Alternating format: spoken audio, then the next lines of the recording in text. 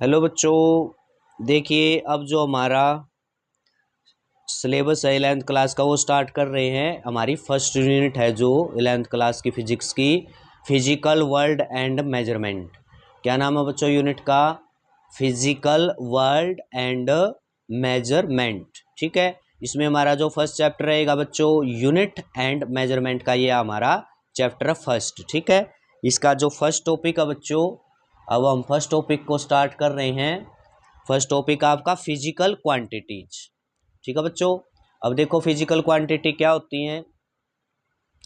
All these quantities which can be measured directly or indirectly and in term of which the law of physics can be expressed are called physical quantity. यानी कि physical quantity है, physics के अंदर क्या होती है physical quantity?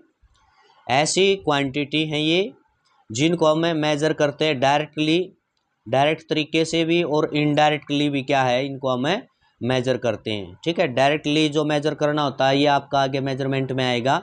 Directly जैसे scale से हमने लेंथ को मेजर कर लिया, हमारे पास स्केल है ना, और उससे हमने लेंथ को मेजर कर लिया, लंबाई को माप लिया, तो ये डायरेक्ट मेथड हो जाएगा। ठीक है, कुछ मेथड आपके क्या है, इनडायरेक्ट होते हैं, इनडायरेक्टली हम उनको मेजर करें। तो कहने का मतलब क्या है, ऐसी क्वांटिटी जिनको डायरेक्टली या इनडायरेक्टली तरीके से क्या है मेजर किया जाता है, और जिनके अंदर जितने भी आपके फिजिक्स के लॉ हैं, इन्हीं फिजिकल क्वांटिटी के हेल्प से क्या है, उनको जो आपके लॉ हैं वो आपके एक्सप्रेस किए जाते हैं, दिखाए जाते हैं, समझाए जाते हैं।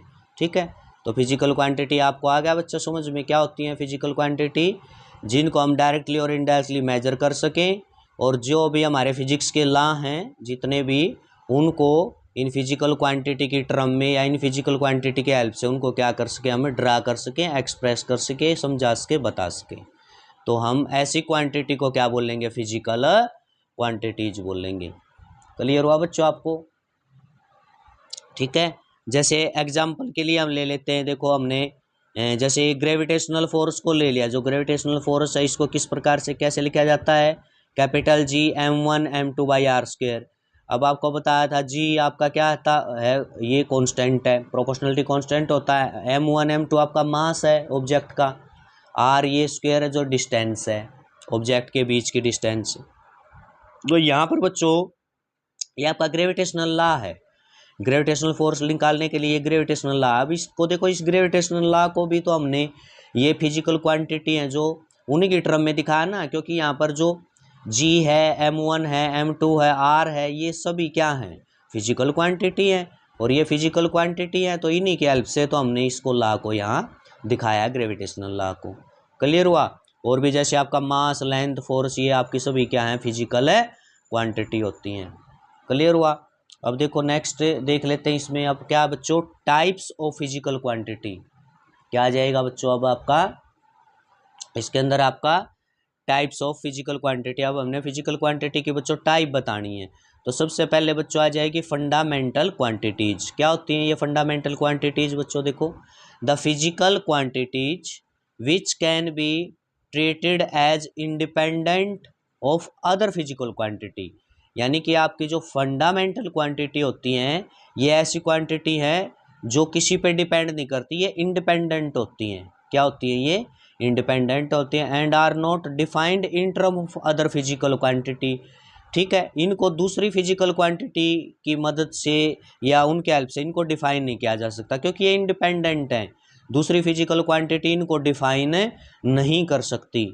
ठीक है, तो इस प्रकार की जो क्वांटिटी हैं जो इंडिपेंडेंट हैं और दूसरी किसी भी क्वांटिटी से इनको डिफाइन नहीं किया जा सकता, इनको बोलेंगे बच्चों फंडामेंटल और बेस क्वांटिटीज। क्या बोली जाएंगी आपकी? फंडामेंटल और बेस क्वांटिटी बोली जाएंगी। ठीक है, तो बच्चों आपकी जो फंडामेंटल क्वांटिटी है या बेसिक जो क्वांटिटी है, ये 7 है बच्चों आपकी। क्या है? The 7 fundamental quantities. 7 है बच्चों, ये याद रखनी है। मास, लेंथ, टाइम, ठीक है, electric current, temperature, luminous intensity, ये लाइट से रिलेटेड है बच्चों। अमाउंट ऑफ सब्सटेंस, ये सब्सटेंस की जो अमाउंट है, ये जो आपके एटम वगैरह है, एटम या किसी मैटर के अंदर कितने एटम, मॉलिक्यूल और कितनी वो होंगी, उनकी जो क्वांटिटी है किस प्रकार से मेजर की जाती है, वो आपका अमाउंट ऑफ सब्सटेंस वहाँ पर आपकी ये टर्म यूज होती है। ठीक है, ये क्लियर हुआ आपको। तो 7 बच्चों आपकी क्या हैं, फंडामेंटल क्वांटिटीज हैं। मास, याद रखना इनको, mass, length, time, electric current, temperature, luminous intensity, amount of substance. Clear हुआ।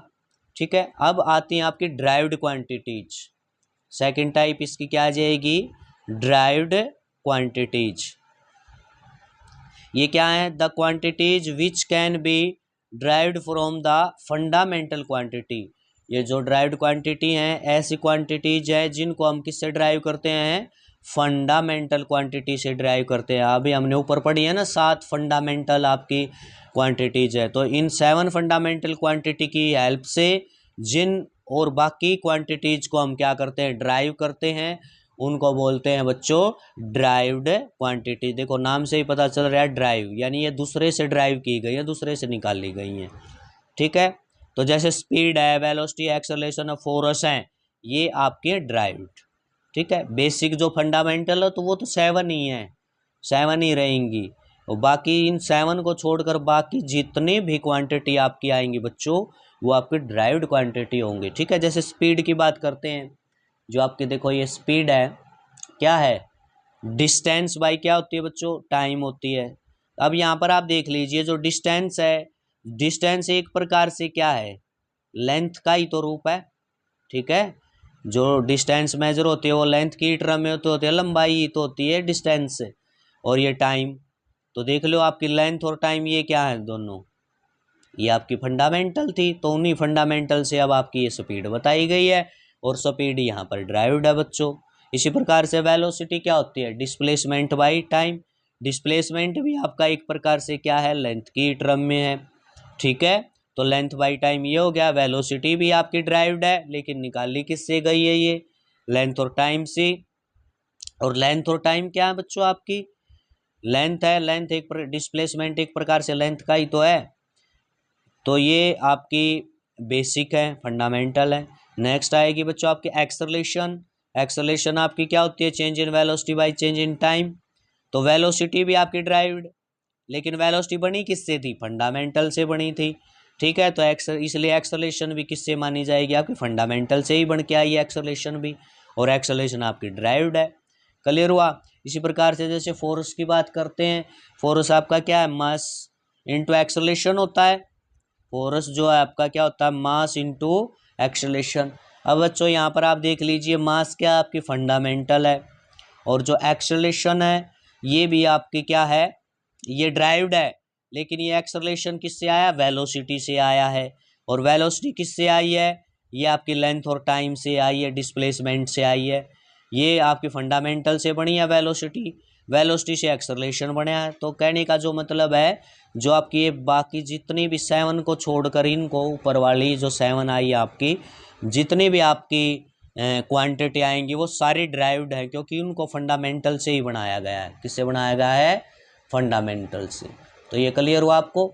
ठीक है, तो बच्चों ये थी आपकी फर्स्ट यूनिट, हमने स्टार्ट कर दिया। पहला chapter, first chapter physical quantity बताया है, फंडामेंटल क्वांटिटी और ड्राइव्ड क्वांटिटी। ठीक है, तो इसको आपने अच्छे से कर लेना है। ओके, थैंक यू बच्चों।